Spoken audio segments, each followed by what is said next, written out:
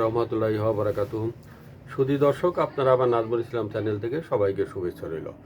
সুধী দর্শক, আজকে আমি যে বিষয়ে বলবো সেটা হচ্ছে বাংলাদেশের আম, আহ, যে সামনে 12 তারিখে ইলেকশন, 12ই ফেব্রুয়ারি, সেটার বিষয়ে এবং এইটা নিয়ে বাংলাদেশের বিভিন্ন দল বিভিন্ন কথা চালাচালি করছে এবং কাদা ছোড়াছুড়ি করছে।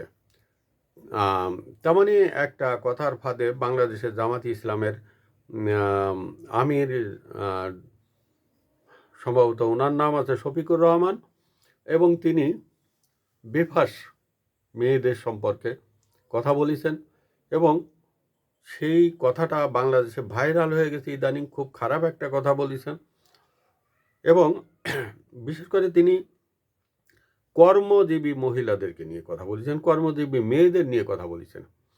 এবং সেই কথাটা বলার পরেও তিনি আরেকটা কথা বলেছেন, মেয়েদের কাজের যে কর্মঘণ্টা আছে সেই কর্মঘণ্টা 8 ঘন্টা থেকে কমিয়ে 5 ঘন্টা আনতে চান। এতে করে বাংলাদেশের বিভিন্ন যেসব মানবাধিকার সংস্থা আছে, নারীবাদী সংগঠনগুলো আছে এবং যারা মেয়েদেরকে নিয়ে রিসার্চ করেন এবং মেয়েদেরকে নিয়ে বিভিন্ন পরিকল্পনা করেন তাদের কাজের পরিধি বাড়ানোর জন্য, তাদের অধিকারের জন্য, সেই সব নারীবাদী সংগঠনগুলো আশঙ্কা করছেন যে জামাত ইসলাম যখন এই কথা বলেছেন কর্মঘণ্টা কমিয়ে দিয়ে মেয়েদেরকে, জামাত ইসলাম সুপরিকল্পিতভাবে তারা কাজে নিরুৎসাহিত করবেন এবং মেয়েদেরকে গৃহবন্দী করে রাখার জন্য একটা ব্যবস্থা করবেন।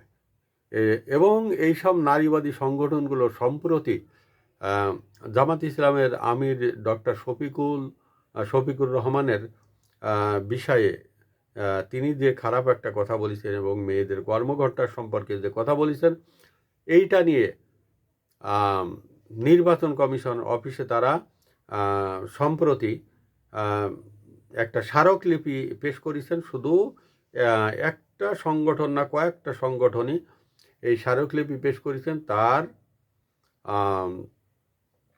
নির্বাচন ক্ষমতা কেড়ে নেওয়ার জন্য, অর্থাৎ তার প্রার্থিতা বাতিল করার জন্য বা স্থগিত করার জন্য। কারণ তাকে মেয়েদের নিয়ে তিনি যে কথা বলেছেন সেটার বিষয়ে তিনি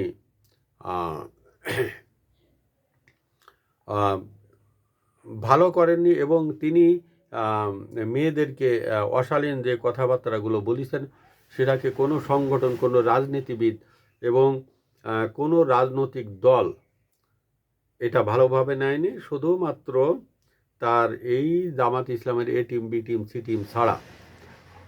এবং অনেকে বলছেন যে তারা নারীদেরকে কতটুকু সম্মান করেন এবং নারীদেরকে নিয়ে কতটুকু ভাবেন তারা, সেটা আমরা 71 সালে দেখেছি। এটা কয়েকজন রাজনীতিবিদের কথাবার্তা স্পষ্টভাবে ফুটে উঠেছে এবং বিএনপি বিশেষ করে অনেক কথা বলছেন এবং তারাও বলছেন যে আমরা, বিশেষ করে বিএনপির অনেক নেতা বলছেন জামাত ইসলাম তাদের 71 সালের ভূমিকা নিয়ে অনেক প্রশ্ন আছে এবং 71 সালের তারা কি করেছে, আর তার পরিপ্রেক্ষিতে তারা এখন নারীদের যে সম্মান দেখাতে চাচ্ছেন, তারা গৃহবন্দী করে রাখার একটা পলিসি করেছেন এবং নারীদের অসম্মানজনকভাবে ধিক্কার জানানোর জন্য তিনি এই কথাগুলো বলেছেন।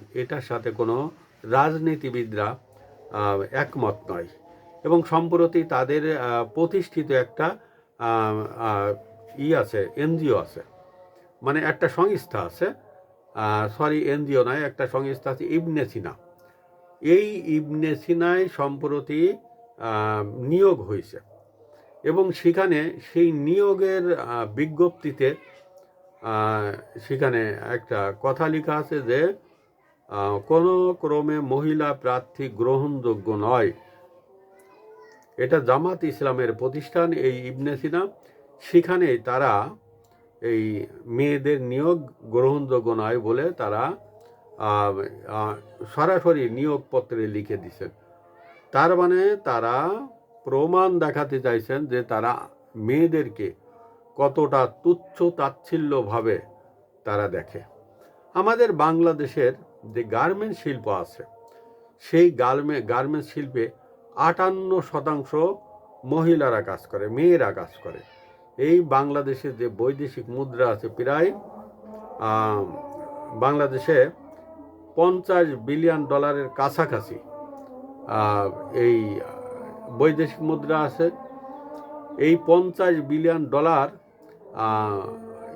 এই এর মধ্যে 58% মহিলাদের দ্বারা ইনকাম হয়, অর্থাৎ 42% ছেলেরা কাজ করে এবং 58% মহিলারা এই গার্মেন্টসে কাজ করে। তাহলে শুধু দর্শক আপনারা চিন্তা করেন, সেই মেয়েদেরকে যদি আমরা ঘরবন্দি করে রাখি এবং সেই মেয়েদেরকে তুচ্ছ তাচ্ছিল্য করি, তাহলে আমাদের কোনোভাবে আমরা বাংলাদেশকে এগিয়ে যেতে পারবো না। এবং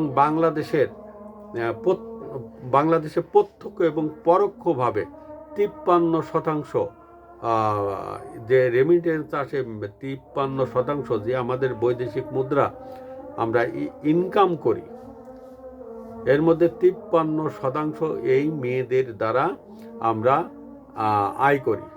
আর সেই মেয়েদের যদি আমরা ঘরে বসায় রাখি, তাহলে আমাদের দেশটা পাকিস্তানের মতন একটা অকার্যকর রাষ্ট্র হয়ে যাবে। Iraq, Syria, Libya, Sudan, Somalia এইসব দেশের মতন একটা ব্যর্থ রাষ্ট্রে পরিণত হবে। শুধু দর্শক, আমার চ্যানেলটি আপনারা সাবস্ক্রাইব এবং ফলো দিয়ে আমাকে সামনে এগিয়ে যাওয়ার সুযোগ দেবেন। আসসালামু আলাইকুম ওয়া রাহমাতুল্লাহি ওয়া বারাকাতুহু।